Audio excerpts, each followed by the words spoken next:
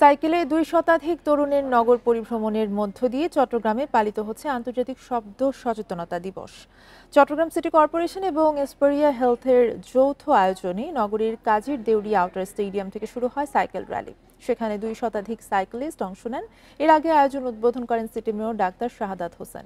এ সময় তিনি শব্দ দূষণ রোধে হাসপাতাল ও শিক্ষা প্রতিষ্ঠান এলাকা শব্দ শূন্য জোন করার পরিকল্পনার কথা জানান। একই সাথে আইন প্রয়োগ এবং সচেতনতার মাধ্যমে শব্দ দূষণমুক্ত নগরী গড়ার অঙ্গীকার করেন।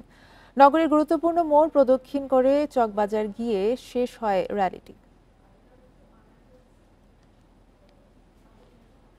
Hospital area, educational institution area, যেখানে আসলে খুব দরকার যে হর্ন না বাজানো।